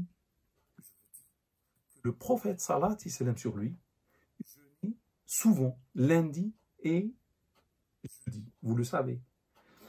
On lui a posé la question, messager de Dieu, pourquoi tu jeûnes lundi et jeudi? Il leur a dit, ce sont 2 jours où on expose les œuvres. Vous voyez les œuvres de la semaine? On les expose à Dieu subhanahu wa ta'ala 2 fois, lundi et jeudi, c'est-à-dire les œuvres montent vers Dieu subhanahu wa ta'ala. Et il dit, et je veux que mes œuvres soient exposées alors que je suis en train de jeûner. C'est-à-dire, lorsqu'on remonte avec l'œuvre, on va voir que le prophète sallam, le jour de la remontée de l'œuvre, de l'exposition de l'œuvre, elle était en train de jeûner. C'est une meilleure action, le jeûne. Donc nous, demain, c'est la fin d'une année. C'est l'exposition de toute une année pour Dieu, subhanahu wa ta'ala. C'est bien de faire la sunna du prophète par analogie, par priesse, et jeûner demain. Comme ça, si on prie pendant cette soirée, déjà on a la prière pendant la nuit, et on jeûne demain, ça va être, on sera des adorateurs de Dieu, subhanahu wa ta'ala. Et avec ça, il y a un espoir. Et si on parle avec Dieu avant le coucher du soleil, bon, ça c'est le top. On a fait la prière, on a jeûné, et on parle avec Dieu. Si on arrive à pleurer, c'est encore mieux. Et celui qui pleure, il aura l'ombre divine le jour où il n'y aura aucune ombre à part la sienne. Quelqu'un qui a évoqué Dieu, et ses yeux ont débordé de larmes unanimement authentiques. Aussi, je propose, mes frères et mes sœurs, toujours dans les œuvres pratiques, demain soir, demain dimanche vers lundi, la nuit dimanche vers lundi, on prie un minimum 10 minutes, 15. Celui qui peut faire plus, c'est bien. Accueillir l'année 1443 par la prière nocturne. Et la prière nocturne est l'une des plus grandes adorations. Subhanallah. Si des gens accueillent par le haram, nous on accueille par l'adoration. Et pendant l'adoration, il y a des sujouds, il y a des prosternations. On est très très proche de Dieu et on parle avec lui. De nous pardonner l'année en cours, de nous bénir l'année à venir, de nous protéger, de nous donner la réussite, de nous donner la santé, on lui demande ce qu'on veut pendant l'année, le début de l'année, subhanallah, le nouvel an. Et pourquoi pas, je vous souffle dans l'oreille, demain soir, on fait l'intention de jeûner. Le nouvel an, on jeûne. C'est quoi cette folie? Non, il n'y a pas de folie, mes frères et mes sœurs. On a dit le prophète sallam jeûner lundi. Et personne ne peut contester ça, et jeudi. Et heureusement pour nous, le nouvel an ne tombe pas un mardi ou un mercredi. Il tombe lundi. Et lundi, c'est le jour du jeûne. Donc, on fait, c'est pas d'une pierre, je ne sais pas combien de coups, et on jeûne. Donc, on prie demain soir, mes frères et mes sœurs, et on jeûne lundi. Et qui sera meilleur que nous? Qu'une personne qui a fait comme nous, ou mieux que nous, si on prie demain soir. Il y a des gens qui dansent demain soir. Comme ça, Dieu ne fait pas fin à ce monde, au moins il va voir des gens qui sont en train de prier, le monde va continuer à vivre, Inch'Allah, que Dieu pardonne à ses créatures et que Dieu les guide. Donc demain, veillons par la prière et décidons de jeûner lundi. Mes frères et mes sœurs, avant d'oublier, parce qu'il y a encore du temps devant moi dans ce cours, dans ces moments qu'on passe agréablement avec Dieu subhanahu wa ta'ala, si vous arrivez à prier demain, si vous parlez avec Dieu dans le soujoud, quand vous serez proche de lui, si vous jeûnez lundi, ne n'oubliez pas vos doigts, mes frères et mes sœurs. Que Dieu me pardonne, que Dieu me préserve, que Dieu apprécie ce que je fais, que Dieu me préserve avec tous les croyants et les croyantes de l'enfer. Ne m'oubliez pas, mes frères et mes sœurs, de vos doigts. Donc ainsi, Dieu, mes frères et mes sœurs, nous pardonne cette année parce qu'on jeûne demain et on prie pendant cette soirée et on va parler avec lui magnifiquement avant le coucher du soleil en regardant l'année rendre l'âme seconde après seconde. Et on fait, donc Dieu nous pardonne, Inch'Allah, vu qu'il est miséricordieux, vu qu'il nous a promis que celui qui fait ça, qui demande le repentir, il lui pardonne. Et on fait ce qu'on a dit pour lundi, comme ça Dieu nous bénit toute l'année à venir. J'ai fini ce 4e point, je vais passer mes frères et mes sœurs au 5e et dernier point. Vous voyez, subhanallah, une année qui se finit, on va dire, mais qu'est-ce qu'il va dire? Il veut parler de la fin de l'année, qu'est-ce qu'il va nous dire? Il n'y a rien à dire, une année qui se finit, c'est normal. Mais vous voyez combien d'enseignements on a tiré, il y a beaucoup d'enseignements, seulement j'essaie de ne pas tout dire. Et ça, c'est de la richesse de l'islam, mes frères et mes sœurs. Quelqu'un va dire, moi, je veux faire l'hégire. Nouvel an, ça nous rappelle l'anniversaire de l'hégire, 1442. Ça va être 1443 maintenant. L'anniversaire 1443 de l'hégire. Partir pour Dieu, partir pour son message, faire l'hégire, faire un voyage, quitter là où on est, etc. Bon, il va dire, mais attends, tout ce que tu as dit, c'est bien, c'est magnifique, machallah. Ces gens qui ont tout quitté, moi aussi je veux faire la même chose. Tout quitter pour Dieu. Oh, machallah, tu as à la fois des compagnons, bravo, hein. Machallah. Je vais te dire, mon frère ou ma soeur, tu peux pas faire l'hégire. Tu vas me dire pourquoi? La réponse, le prophète, salat et salam sur lui, a dit nul hégire après le fatah. Nul hégire après la conquête. La conquête de quoi? De la Mecque. Et pureté à Dieu. Allahumma salli wa sallim wa barik ala sayyidina Muhammad. Seigneur, accorde tes bénédictions, tes salutations, tes prières à notre maître Muhammad. Salat et salam sur lui. Je m'intéresse beaucoup au point qui montre que c'était un véritable prophète. Imaginez, il est sorti en cachette. Il s'est mis 3 nuits dans une grotte pouvoir continuer son voyage vers Médine. Il est parti seul. Il a quitté la Mecque en regardant la Mecque et il lui dit en quittant la Mecque, tu sais que tu es la terre la plus aimée ou la plus appréciée par Dieu subhanahu wa ta'ala, la Mecque. La terre que Dieu apprécie le plus de toute la terre. Le pays que Dieu apprécie le plus, c'est la Mecque. Et si tes habitants ne m'ont pas fait sortir, wallahi, jamais je sortirai de toi, ça veut dire de la Mecque. Il a jeté ce dernier regard, il a quitté la Mecque. À contre-cœur. Combien il est parti avant cette conquête? 8 ans. 8 ans, il est revenu comme conquérant. Allahu Akbar. Wallahi, il est soutenu par le ciel. Il est soutenu par Allah. Un homme qui part seul, qui revient après 8 ans avec 10 000 combattants qui disent Allahu Akbar, Dieu est très grand. Et les associateurs n'ont pas pu lever un seul sabre. Il est rentré, personne n'a combattu. Parce qu'il y avait plein de combats au milieu pendant les 8 ans. Ils ont vu qu'ils ne peuvent rien contre l'islam. Et les musulmans, malgré que les musulmans étaient toujours peu nombreux, c'était eux les vainqueurs dans la majorité des cas. Et là, la capacité de combat de la Mecque, c'est 3000 hommes à peu près. 4000. Mais là, il arrive avec 10 000 hommes et par surprise. Ils n'étaient même pas préparés et on leur dit il est à la porte de la Mecque. Ils ont rendu les armes. Mes frères et mes sœurs, 8 ans. Ça... Bon. On a essayé plusieurs fois de tuer le prophète sallallahu alayhi wa sallam. Et plusieurs attentats. S'il y a quelqu'un qui a eu beaucoup d'attentats dans le monde, c'est le prophète sallallahu alayhi wa sallam. Et chaque fois, on n'a pas pu l'atteindre, on n'a pas pu le tuer parce qu'il est protégé.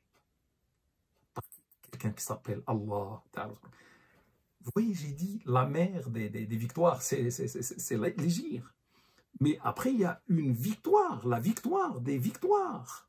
C'est la Mecque, la conquête de la Mecque. C'était impossible. On ne peut pas même imaginer ça. On était torturés. On a tué des hommes dans la Mecque. On a tué Soumeya. Et on a tué Yassir, le mari de Soumeya. La première personne martyre était une dame. C'est Soumeya, dans la Mecque. Et le premier martyr après elle, c'est son mari, Yassir. On a vu tout ça, la torture. Comment ces gens-là, qui nous ont torturés, qui sont forts, qui nous font peur, on va les vaincre un jour. C'était un rêve. Et le rêve s'est réalisé. Et un homme qui a inventé une religion, jamais il ne peut réaliser ce rêve. Jamais il peut éviter tous les attentats. On lui a fait je ne sais pas combien d'attentats. Il faut lire l'histoire du prophète. Et malgré tout ça, il est revenu comme vainqueur. Et lorsqu'il a pris la Mecque, bien sûr sans guerre, il n'a pas tué les gens. Il a pardonné aux gens, et ça c'est l'islam, et c'est la beauté de l'islam. Si c'était un homme qui n'est pas un prophète, il va tuer tout le monde, tous ceux qui m'ont, il les tue. Il a dit, partez, vous êtes libres.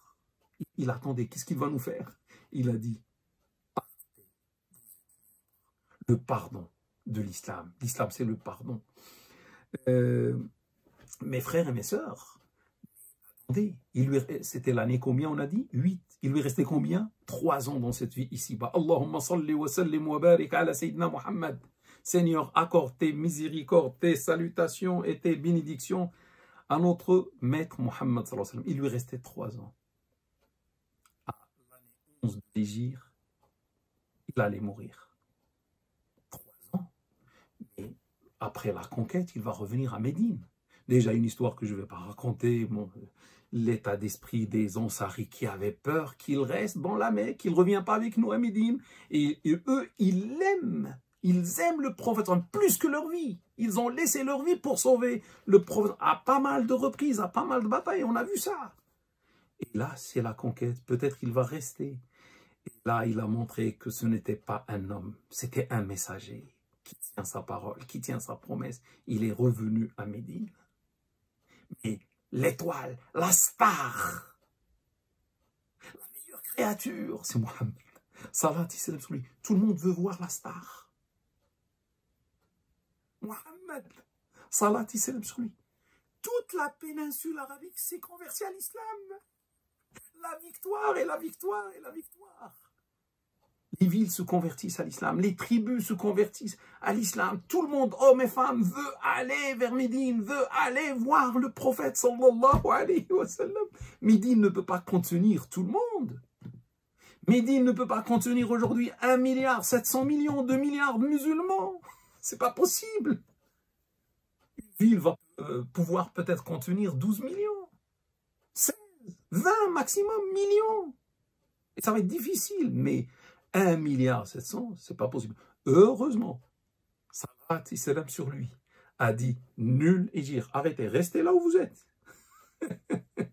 Restez là où vous êtes. Vivez musulmans là où vous êtes. Vous n'êtes plus obligés de venir à Médine, faire l'hégire. Nul hégire après la conquête de la Mecque. Il n'y a plus la raison, il n'y a plus raison d'être. Donc, la Mecque a abrogé l'obligation de l'hégire. Mon frère ou ma soeur, ce n'est pas la peine de me poser la question, moi je veux faire l'hégire. Le prophète a répondu, tu vas me dire, mais je suis déçu. Oui, c'est vrai, tu peux être déçu, comme moi aussi. Pourquoi tu es déçu? Je ne peux pas faire l'hégire. J'ai compris que l'hégire a un immense salaire auprès de Dieu, subhanahu wa ta'ala. Tout abandonner pour Dieu. Faire un départ vers Dieu et son messager. J'ai raté tout ça. Pourquoi je suis venu 14 siècles, 42 ans plus tard? Pourquoi je ne suis pas venu à l'époque, avant la conquête de la Mecque? Comme ça, je fais l'hégire, moi aussi. Et j'aurai l'immense salaire cité dans le Coran pour ceux qui ont fait l'hégire. Moi, le nouvel an, je vais pleurer. Parce que je suis privé de l'hégire. Je ne peux pas faire l'hégire. Je regarde dans le silence. Mon frère ou ma soeur, j'essuie tes larmes. Je vais te dire ce qui va t'apaiser, Inch'Allah. Et le cours est fait pour ça. Le prophète, sallallahu alayhi wa sallam, a dit, le muhajir, ou al-muhajir en arabe, le muhajir en français, c'est celui qui fait l'hégire. Il s'appelle le muhajir, la muhajir, etc. Il quitte la Mecque pour aller vers Médine pour Dieu et son messager. Le prophète sallallahu alayhi wa sallam a dit, pour soulager les musulmans, parce que 3 ans les musulmans, qui vont se convertir à l'islam et qui vont vouloir faire l'hégire ne peuvent pas. Il faut les consoler, ces gens-là. Et nous aussi, il faut nous consoler. Donc il a pensé à nous 14 siècles avant. Qu'est-ce qu'il a dit? Le muhajir est celui qui abandonne ce que Dieu a interdit. Allahu Akbar. Allahumma salli wa sallim wa barik ala Sayyidina Muhammad. Ô notre Seigneur, apporte tes salutations, tes bénédictions à Muhammad. Salat et salam sur lui. Il a pensé à nous. Le hadith est rapporté par Bukhari dans son authentique. Le muhajir est celui qui abandonne. Il fallait abandonner la Mecque pour aller à Médine. C'est ça l'hégire. Et lui nous dit, ça c'est fini. Mais ne perdez pas espoir.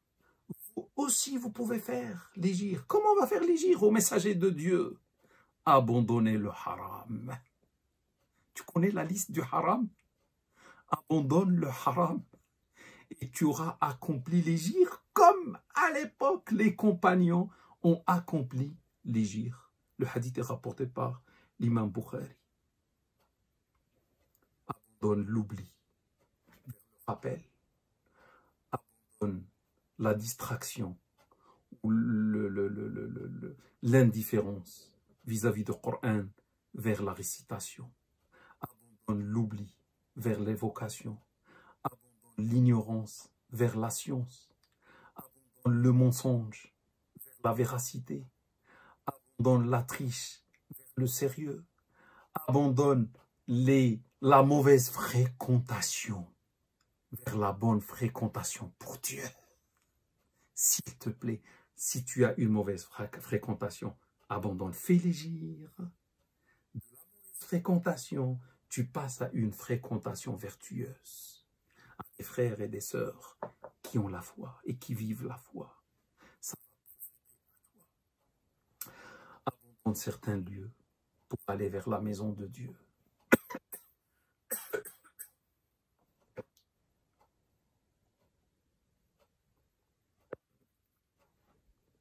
En tout cas, abandonne le haram vers le halal. La liste est longue. Donc, j'arrête, je pense que vous avez compris. Si tu fais ça, à nos jours, félicitations, frère, tu es un muhajir. Tu es un muhajir. Une fois, on a posé la question au prophète sallam, quel hégire est-elle meilleure? Et le prophète a répondu, celui qui abandonne ce que Dieu a interdit. C'est-à-dire la meilleure hégire, c'est de faire l'hégire du haram vers le halal. De la mécréance vers la croyance. De la désobéissance vers l'obéissance. Du manque d'adoration vers l'adoration, etc. Ça, c'est la meilleure hégire, d'après le prophète rapporté par l'imam Abu Daoud.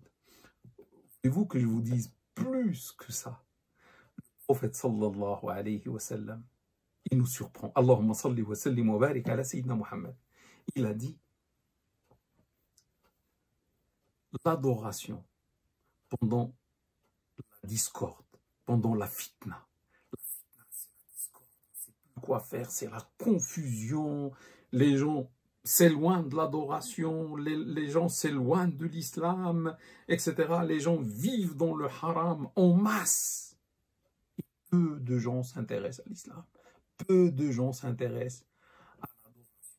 Le prophète sallam nous dit, adorer Dieu dans ce contexte-là est une hégire vers moi. Allahu Akbar. Rapporté par l'imam Muslim. Ça veut dire, tu vois les gens à l'époque qui partaient de la Mecque, qui partaient de partout, de la péninsule arabique, vers Médine, vers le prophète sallam. Aujourd'hui, tu ne peux pas. Vers le prophète sallallahu alayhi wa sallam. Mais mon frère ou ma soeur, si tu adores Dieu pendant ce temps-là de discorde, de fitna, la fitna c'est la discorde, la confusion, c'est plus quoi faire, etc. Les gens abandonnent l'islam, ça. Et toi, tu adores Dieu. Ça va être, on va t'inscrire dans ton registre, Inch'Allah, de bonnes actions, une hégire vers le messager de Dieu. C'est-à-dire le jour de la résurrection, c'est comme si tu as la médaille de muhajir vers le prophète grâce à l'adoration, tu vois. On a, si on veut remplir notre registre de bonne action, on a quoi faire, mes frères et mes sœurs. Pour finir ce point, et avec ce point, je finis cette rencontre avec vous, quelqu'un va me dire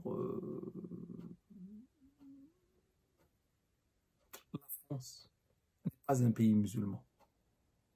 Vous voyez combien on peut dire d'enseignement du Nouvel An? La France n'est pas un pays musulman. Vous, les musulmans, vous êtes en train de faire le haram. Pourquoi? Vous êtes dans un pays non musulman. Qu'est-ce qu'on fait? Quitter la France. Ah, pourquoi? Pour faire l'hégire. Parce que la France n'est pas un pays musulman. Et vous avez beaucoup de pays musulmans. Faites le choix. Mais surtout, ne restez pas en France. Je pense que vous avez entendu ce genre de message. Vous avez lu peut-être sur Internet, etc. Vous avez reçu peut-être des vidéos de gens qui vous demandent de quitter la France. Et faire l'hégire. Et comme quoi c'est obligatoire, etc. Et comme quoi si tu restes en France, tu fais le haram, et voilà. Je veux répondre à cette question pour apaiser les frères et sœurs qui ont confiance en moi. Et bien sûr, j'apporte des arguments, je ne parle pas du vide. D'abord, j'invite, pendant cette soirée, les gens qui vivent en France et qui disent qu'il faut quitter la France, je leur dis, c'est bien de quitter la France, vous devez la quitter. Qu'est-ce que vous faites encore en France? Parce que d'après votre conviction, c'est haram de vivre en France, vous êtes en train de faire le haram. Vrai. Montrez-nous l'exemple. Vous ne pouvez pas nous dire c'est haram de rester en France et après on vous voit que vous êtes toujours en France.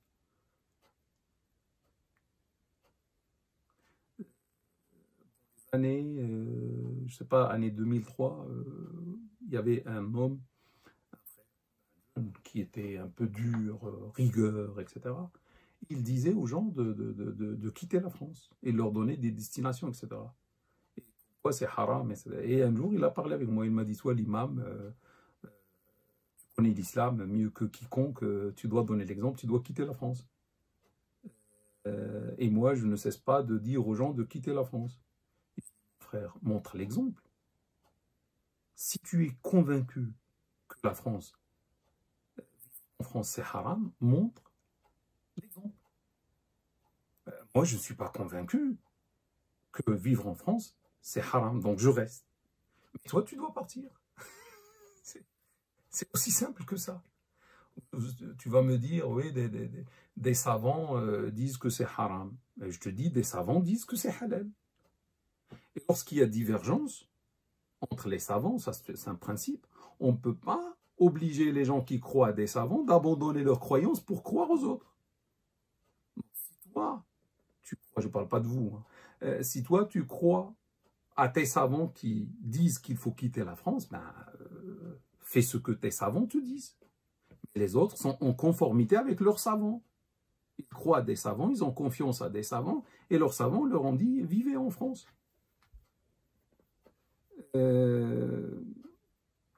Maintenant, mes frères et mes sœurs, tout à l'heure on a dit nul hégire après la conquête.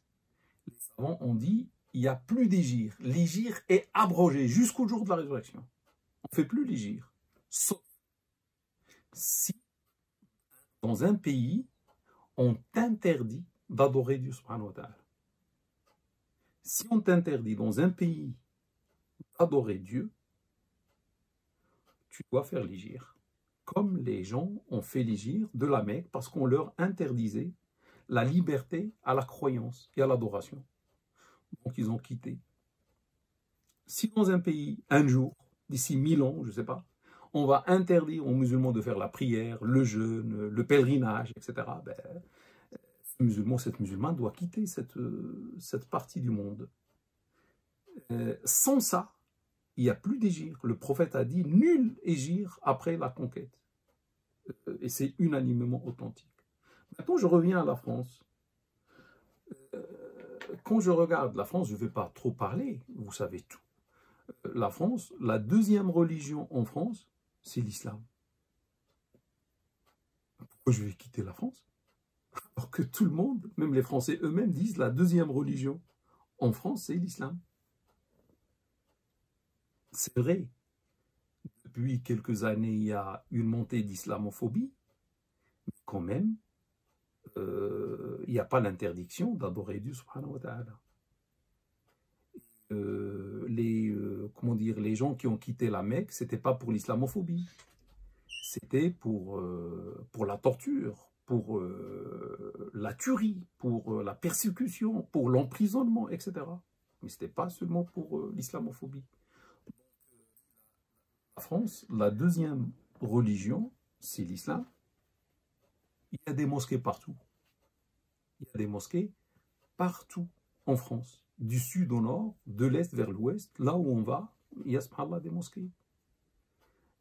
Les 5 piliers de l'islam sont appliqués en France. On nous interdit de dire Ashhadu an la ilaha illallah, le premier pilier, que Mohammed est le messager d'Allah. La salat, on fait la salat. On jeûne le ramadan. On prie les soirées de ramadan, malgré qu'on fait beaucoup de bruit, malheureusement, etc.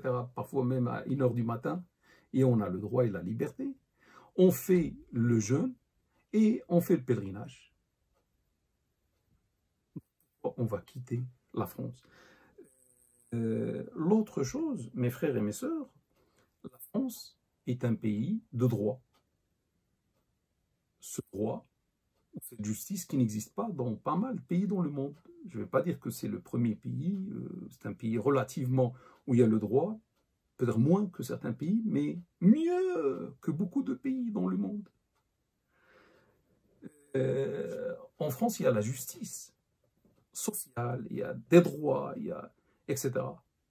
Je rappelle que la première hégire, là on parle de la troisième hégire, après ce lundi, mais en islam, il y a eu 3 hégires. Il y a celle vers l'Abyssinie, il y a celle vers le Taïf, et il y a celle vers Médine, qui était la dernière et celle qui était la plus réussie. Mais celle de l'Abyssinie, c'était vers l'année 5 de l'islam, le prophète sallam a envoyé un groupe d'hommes et de femmes vers l'Abyssinie, en Afrique, subhanallah, et je salue l'Afrique et les Africains. Lorsque les gens de la Mecque, les Arabes de la Mecque, ont mal accueilli les premiers musulmans de l'histoire, l'Abyssinie a ouvert les bras et les mains aux musulmans, hommes et femmes, et ils sont partis. La première terre d'immigration, c'était l'Afrique. Subhanallah. Donc, le prophète, pourquoi il a dit partez en Abyssinie? Pourquoi il n'a pas dit partez vers, par exemple, l'Iran, c'était la Perse, ou Byzance, ou autre? Il a dit l'Abyssinie, il a justifié, car en Abyssinie, il y a un roi chez lequel personne ne subit l'injustice. Donc, il a argumenté salat islam sur lui, comme quoi l'Abyssinie est une terre de justice, était une terre chrétienne. L'Abyssinie, il y avait des chrétiens là-bas. Ils ont accueilli les musulmans. Et il y avait la justice, et les musulmans sont restés de l'année 5 jusqu'à l'année 7. 8 plus 7, 15 ans, ils sont restés en Abyssinie, subhanallah. Presque 15 ans, ils sont restés en Abyssinie jusqu'à ce que les musulmans ont fait leur hégire. Et il y a eu la Ghazwa de Khaybar. C'est là où les muhajirs de l'Abyssinie sont revenus vers Médine. Donc, le prophète a dit la justice. En France, il y a la justice ou pas? Oui, il y a la justice. Et plusieurs sortes de justice. Moi, je connais pas mal de savants, pour ne pas dire ma pensée à moi, pas mal de savants que je respecte, que j'aime beaucoup, et que j'ai vus, et qui nous ont dit de rester en France. Parce que des gens qui parlent parfois sans science, suivent une minorité de savants, Et il y a la majorité. La majorité ne dit pas de quitter la France. Par exemple, une fois, j'étais avec Cheikh Abou Bakr al-Jazairi, que Dieu lui accorde sa miséricorde là où il dort aujourd'hui. Allah yarhamou. Et ce Cheikh Abou Bakr al-Jazairi est venu de Médine. Il faisait une tournée ici. Moi, j'étais à Strasbourg à l'époque. Et j'étais dans la mosquée de Strasbourg. Et assis face à face avec Cheikh, on était un cercle de frères, en train de parler avec lui, de lui poser des questions, etc. Il nous a dit que Dieu lui accorde sa miséricorde. Par Allah, le salaire pour chaque jour n'est connu que par Allah. Un immense salaire est donné pour chaque jour que vous passez en France, à chaque homme et chaque femme, musulman et musulmane. Et par Allah, dans le cas où j'ai pas des engagements, il était enseignant à Médine, etc., dans l'université de Médine, que Dieu lui accorde sa miséricorde, Wallahi, je passerai le restant de ma vie avec vous pour obtenir le salaire que vous avez en France. Il nous a dit, le salaire, c'est de montrer le bon musulman, la bonne musulmane, de montrer le bon citoyen, quelqu'un qui respecte son islam. On n'a pas besoin de la parole, les actes. Il faut être un bon citoyen.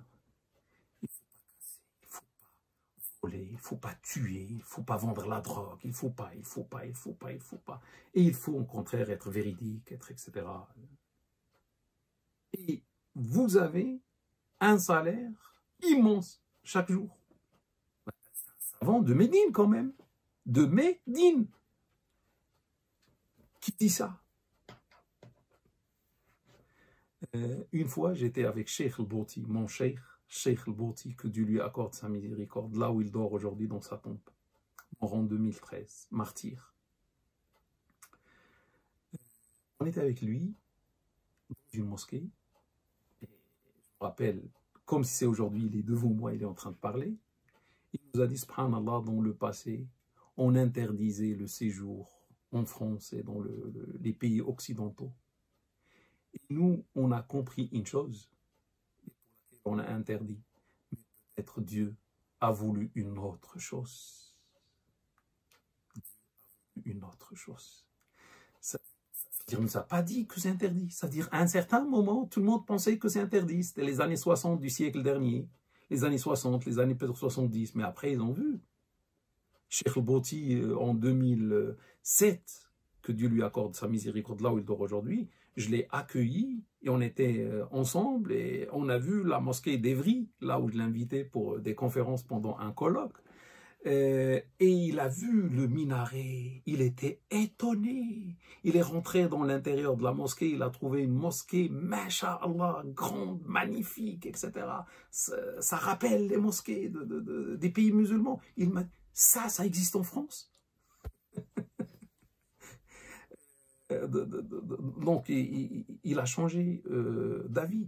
Donc, oui, c'est vrai, Dieu a voulu que des mosquées soient sur le sol français comme protection pour la France. Parce que là où il y a des mosquées, Dieu ne fait pas descendre normalement un châtiment ou une épreuve, etc. Ça veut dire les mosquées et les musulmans sont une chance pour la France. C'est bien que des musulmans et des musulmans soient ici en France. C'est bien que des gens se convertissent à l'islam avec conviction et librement ici en France, etc. Et le dernier exemple, c'est Cheikh al-Qaradawi. Cheikh al-Qaradawi que j'ai suivi à peu près pendant 15 ans dans son émission télévisée Sharia el-Hayat. Il a inventé, ou il a défendu, ou il a eu un fiqh des minorités pour les musulmans qui se trouvent en France ou les musulmans qui se trouvent dans le monde non musulman, etc. C'est-à-dire il a parlé d'un fiqh, d'une manière de vivre l'islam pour les minorités musulmanes. Il n'a pas dit quitter. Lui aussi, il disait, il faut vivre et pleinement votre citoyenneté, soyez des bons citoyens, et il n'y a pas opposition entre islam et citoyenneté française, etc., etc. C'est ce qu'ils ont dit. Donc avec ça, mes frères et mes sœurs, j'ai fini. Je pense, vous avez compris, d'après les savants, et j'ai vu passer dizaines de savants que j'ai reçus moi-même ici en France, et j'ai parlé avec eux, c'était des amis, etc. Et personne n'a dit quitter la France.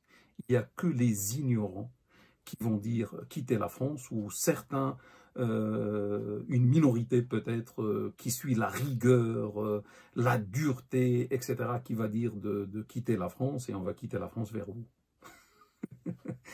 Les gens qui sont venus un jour, ils sont devenus très très âgés ou morts, leurs enfants sont français. Ils sont nés ici, ils ne connaissent que la France. Et même si à ces enfants, on va leur dire revenez vers leur pays d'origine, les pays d'origine de vos parents, qu'est-ce qu'on va faire des Français musulmans de souche, les Français de souche qui sont musulmans? Ils n'ont pas d'autre patrie. Comment on va quitter la France? Je pense, mes frères et mes sœurs, j'ai abordé les sujets que j'ai voulu partager avec vous. Peut-être un petit point, c'est le prophète sallam, lorsqu'il a fini l'hégire et il est arrivé à Médine, qu'est-ce qu'il a fait? C'est dans l'hégire toujours. Il a construit la mosquée et il a construit une fraternité entre les muhajirs et entre les muhajirs et les médinois. Donc si on veut nous inspirer des actes prophétiques, mes frères et mes sœurs, on doit donner à la mosquée sa valeur. La mosquée doit se concentrer sur son rôle majeur, à savoir l'éducation et l'orientation. On doit revenir aux mosquées, on doit accomplir nos missions aux mosquées. Les mosquées doivent être au-dessus de nos origines. Les mosquées appartiennent à Dieu, ils n'appartiennent pas à d'autres choses. Et on gâche beaucoup de biens lorsque les mosquées deviennent des lieux de conflit, malheureusement. On n'a pas compris notre islam. Et la fraternité, on est tous des frères et des sœurs. Et on doit mettre le paquet sur ça. Dit, les croyants ne sont que des frères. Le prophète dit, le musulman est le frère des musulmans. Notre fraternité est au-dessus de nos origines. On doit vivre cette fraternité et au sein de la mosquée pour le bien de l'islam de France et pour les musulmans de France. Que Dieu nous aide. On demande à Allah, à la fin de cette assemblée, de nous pardonner tous les péchés de l'année 1442 et de nous bénir l'année 1443. Que Dieu fasse de cette année pour nous, pour nos frères, nos sœurs, nos parents, nos enfants, une année de réussite, une année d'adoration, une année de foi, une année de bonne santé, et surtout une année pour l'humanité entière, pour cette pandémie. Inch'Allah. Barakallahu fikum.